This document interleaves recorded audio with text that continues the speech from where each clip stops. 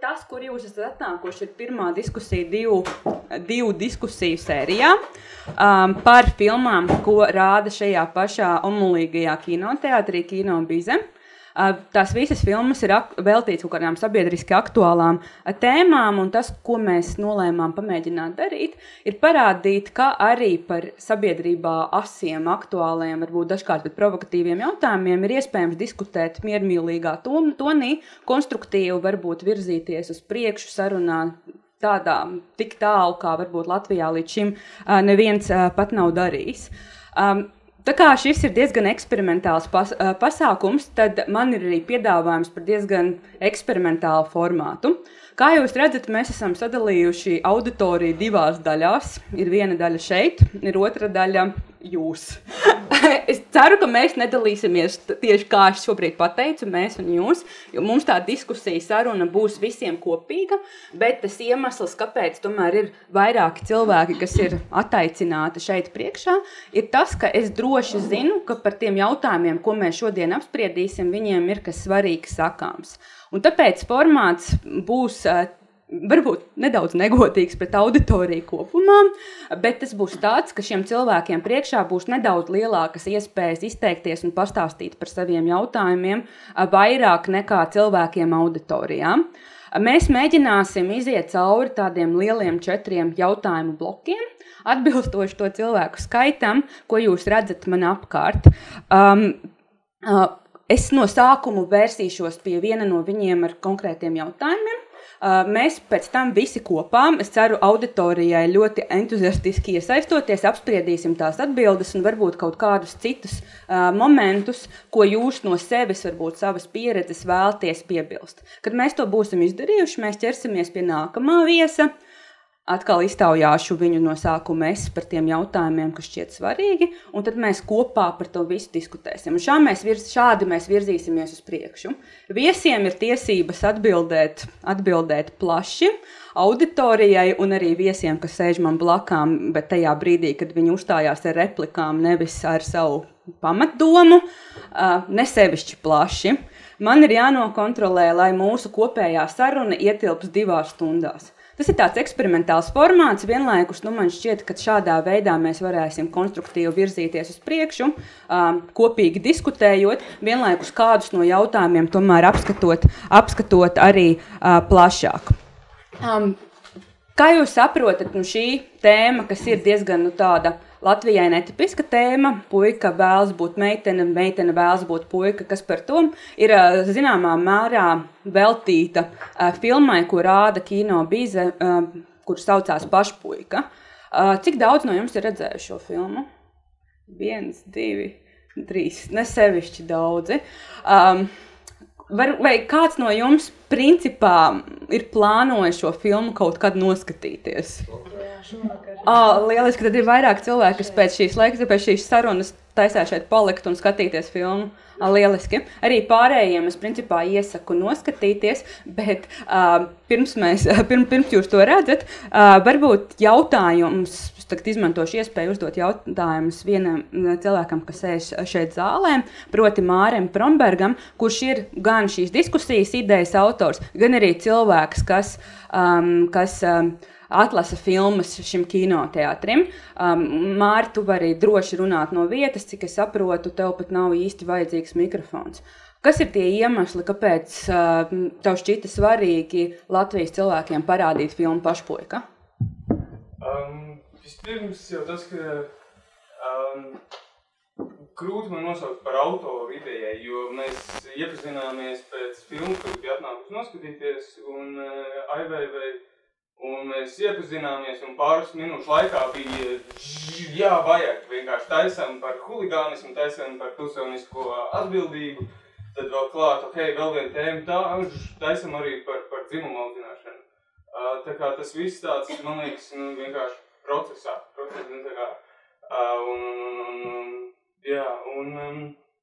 Kāpēc filma arī tāda tieša mērķa runāt tieši par šo tēmu, arī laika gaitā radās, bet tā ievirze noteikti bija runāt par kaut kādām lietām caur kino, lai tas nav vienkārši kino par kino, tikai kā mākslinieckā vērtība, bet lai klāt nāk arī nozīmīgas tēmas, kas raisa cilvēkā kaut kādas pārdomas, lai tas nav vienkārši žilbinošs, zipšņojošs ekrāns, kas tev vienkārši uz pusotru stundu atrauj no tavām ikdienas sāpēm, ko mēs zinām, mēs dzirdam kā tādu kino vienīgo misiju, tad mēs šeit noteikti gribam runāt par tēmām, kas ir aktuāls un būtisks, lai skatītājs domā. Un šī filma vienkārši tā trāpījās, vai tu speciāli skatījies un pat izdomāji, ka tas ir kaut kas Latvijai īpaši aktuāls? Ejot cauri vairākām filmām, šī filma vienkārši nonāca līdz maniem, un mēs arī viņu izrādām sadarbībā ar Franču institūtu. Un tad jā, vienkārši filmas, kas vienkārši tika skatīts cauri un izskatīts, tad šī bija tāda, ka vajag. Ir jārāda. Un arī, teiksim, to filmu skatoties, tur tā visa ažiotāža, tajā nav jūtama tā, kā, teiksim, tā kā mēs izjūtām šīs nedēļas laikā, kad šī diskusija tika izsludināta, kad līdz pat Labklājības ministrijas zvaniem un par bailēm par to, ka nezinu, kā viss izvērtīsies un tā tālāk. Un tā ažiotāža izvērtās daudz lielāk nekā to jūt filmā. Filmā skatoties tā sajūta noteikti nav tāda. Tu skaties bērni, viņi vienkārši caur savām kaut kādām emocijām un jā, tas stāstījums kāds tiek izstāstīts, tur nav sajūta, ka tur vienkārši sprāks viss un gribās kliegt un delt un taisīt kaut kādas demonstrācijas. Tam es varu tikai pievienoties, un tu pieminēji Labklājības ministriju, viņiem gan par godu ir jāsaka, ka viņi nemēģināja nekādā veidā mūs atrunāt, un man šķiet, ka tas ir ļoti jauki, ka vispār Labklājības ministrija mēģina kaut ko darīt, lai mazinātu dzimumu stereotipus Latvijā, bet vienlaikus tiešām ir viens faktors, kas pierāda, ka šie jautājumi Latvijā ir īpaši aktuāli. Mārs īsti nepastāstīja par filmas sižetu. Es arī neuzdrošinos tā pastāstīt ļoti detalizēti, jo daudz no jums to vēl nav redzējuši, bet tā filmas pati sāls ir kā kāda bioloģiski meitenīte, mēs gan to nezinām, ka tā ir meitenīte, izturās ikdienā kā puika. Un arī apkārtējie cilvēki, kas viņu tā labi nepazīst, uzskata viņu par puiku. Un kādas, problēmas tas rada vai nerada, un kādās vidēs tas rada problēmas, kādās citās vidēs tas nerada problēmas. Man šķiet, ka pietiekami vērtīga filma, mēs tā arī, filmas atrisinājumā nezinām to īsto motivāciju, bet varbūt, ka tas arī nav tik svarīgi. Bet tagad es domāju, ka mēs varam, esam sapratuši to motivāciju, kāpēc vispār šis filma, kāpēc tas jautājums. Mēs varam pāriet pie mūsu diskusijas pirmā viesa, pie Klāvas Edlnieka, antropologa. Un Klāva, es tev jautāšu šādi, kā tev šķiet, vai dzimumu izturēšanās, kā jāizturās sievietei, kā jāizturās vīrietim, vai tas ir kaut kas, kas ir tāds objektīvi noteikts, tas ir tas kaut kāds dabas likums, vai tas ir tomēr kaut kas, kas ir mūsu galvās, proti vienā sabiedrībā šie nosacījumi ir vieni, citās sabiedrībās var būt pilnīgi savādāk, kā tev šķiet? Jā, to faktiski diezgan grūti ir ļoti viennozīmīgi pateikt. Bet, protams, antropoloģija ir viena no tām zinātnēm, kas liek par šo lietu visu laiku domāt, un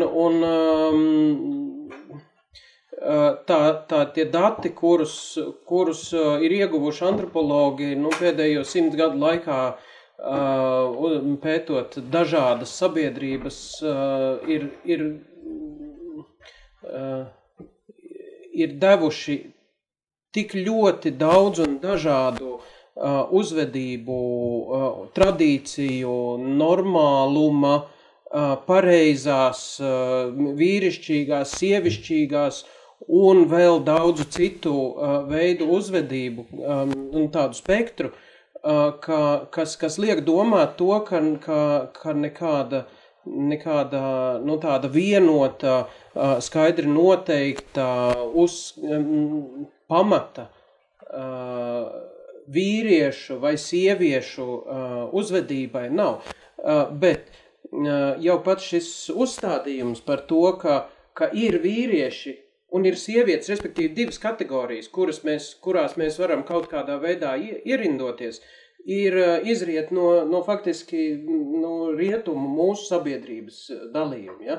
Puika grib būt par meiteni, meiteni grib par puiku būt. Viss vairāk iespēju nav, ja? Bet var taču būt ļoti daudz un dažādas, un pat šīs kategorijas jau nav tādas strikti norobežotas. Ja? Būtu var pateikt, kas vēl var būt savādāks.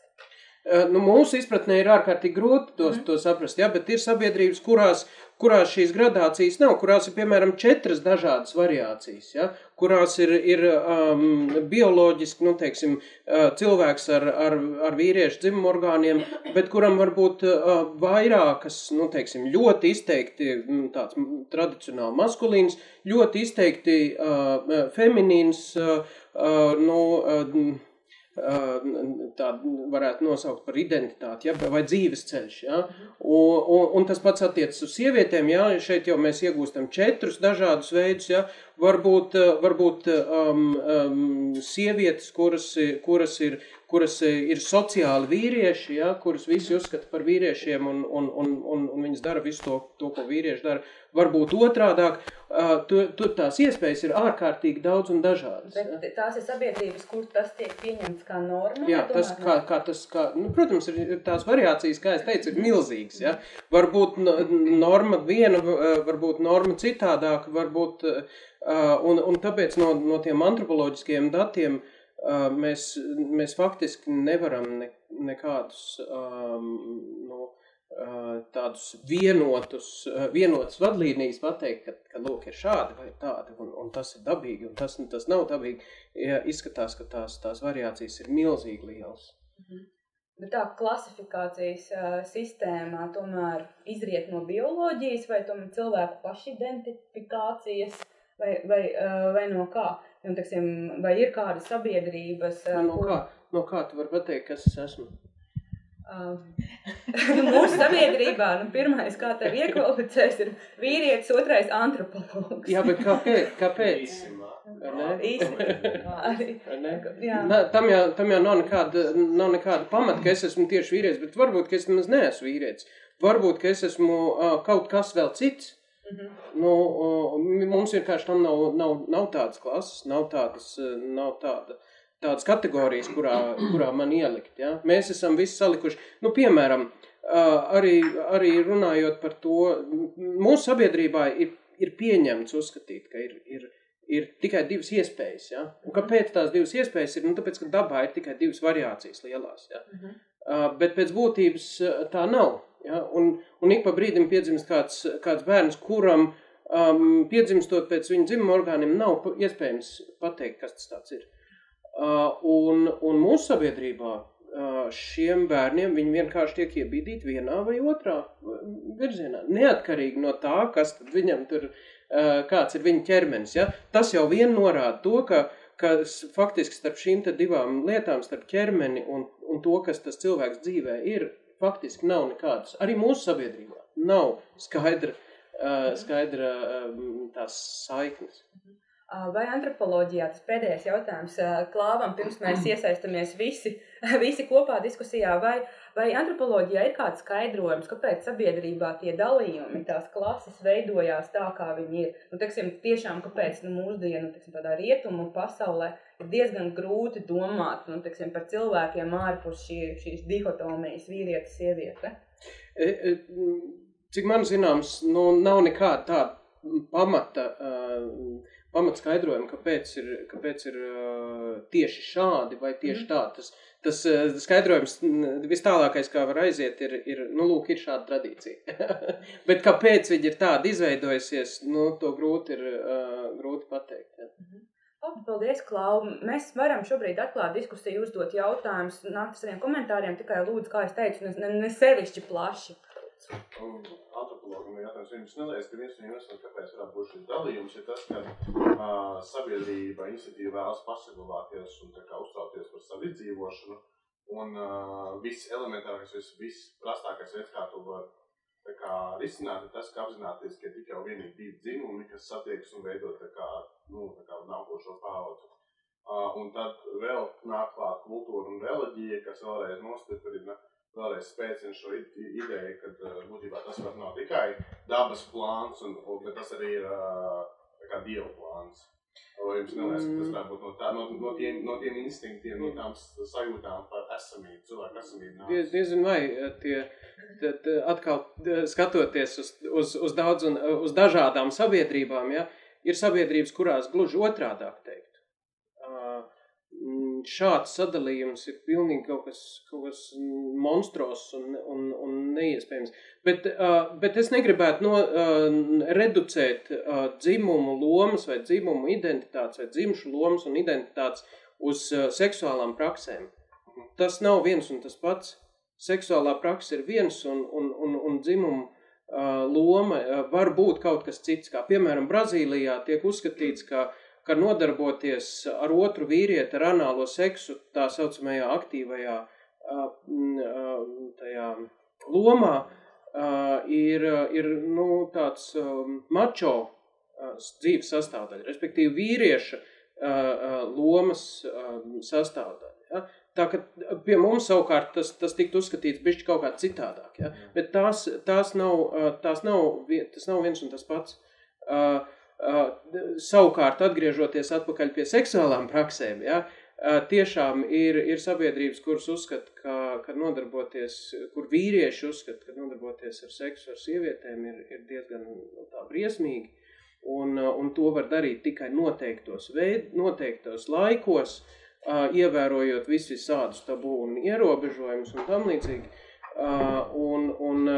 Un šīs sabiedrībās nebūtu neuzskata, ka viņas tāpēc izmirst, bet gluži otrādā, ka tas ir vienīgais veids, kā viņas varētu izdzīvot. Jā, precīzāk, kurā? Papua Jaungvinejā ir diezgan daudz tādas sabiedrības. Toro, piemēram. Vai es varu, es nezinu, apkopot to tevis teikto tavu uzskatu, ka lielā mērā tas, ko mēs uzskatām par normālību, tas, kas ir pieņemts vai tās kategorijas sistēmas, kas funkcionē kādā sabiedrībā, tas ir vairāk mūsu saprāta kultūras konstrukts un mazāk kaut kas dabā balstīts. To ir grūti pateikt, jo tas varētu būt gan vienādi, gan otrādi, tāpēc, un arī šīs variācijas varētu būt zināmā mērā balstītas arī kaut kādās tādās dabīgos pamatos, ja? Bet skaidrs ir tas, ka ir kaut kādas kultūras, ja? Un šajās kultūrās cilvēki pēc būtības nav pilnīgi citādāk nekā tajās pašās kaut kādās kaimiņu kultūrās vai citās. Ja? Līdz ar to drīzāk tas tomēr ir šīs kultūra atšķirības. Ir pauž to, ka tās ir prāta rezultāts. Vai auditorijā ir kāds, kas vēlētos oponēt un domā, ka sievietē ir raksturīga izturēšanās vai vīrietiem raksturīga izturēšanās, vismaz kaut kādos momentos, ir kaut kas ir universāls vai visās sabiedrībās, vai kur mēs varam runāt par to, kas ir dabisks un kas ir nedabisks. Jo, man šķiet, ka būtu jauki, ja mums būtu arī polemiski viedokļi. Bet kā tā pats spēja dzemdēt? Jautājums, es nezinu, vai tas ierakstījās par spēju dzemdēt. Tās ir tomēr tāda veida prakses iespējams, kas ir pieejams tikai sievietēm, kas varbūt nosaka sieviešu uzvedību. Protams, jā, ir kaut kādi ķermeņa ierobežojumi, tāpat laikā ir arī daudz sievietes, kuras nespēj dzemdēt. Jā, tas viņas tomēr, vismaz mūsu sabiedrībā neierindo kaut kādā citā kategorijā. Lai gan, protams, mēs tur varam spriest un attiecīgās kaut kādās situācijās noteikti mūsu sabiedrība saist sievišķību ar dzemdēšanas spēju, bet principā tā ir. Jā. Jā, ir kā, ja es pareizi saprotu, piemēram, pēdējās Latvijā notikušās diskusijas kontekstā, konservatīvo cilvēku viedokli, tad ir uztraukums par to, ka, ja, piemēram, bērniem māca šo uzskatu, ka bērni varētu ietekmēties. Tad es saprotu, ka iespējams, ka ir kāda zinātniska pētījuma, kas norāda uz to, ka nē, bērnus nemaz nevar ietekmēt šāds uzskats un šādu uzskatu paušana, ka nav vajadzīgi ierobežotiem vienā dzimumā. Un tad būtu jāiepazīstina sabiedrība vairāk ar šiem pētījumiem, ja pat sabiedrība to konservatīvā par šos pētījumus nemitē un nemācīs. Ir vai nav? Man īstenībā nav. Es nezinu par šādiem pētījumiem, par varbūt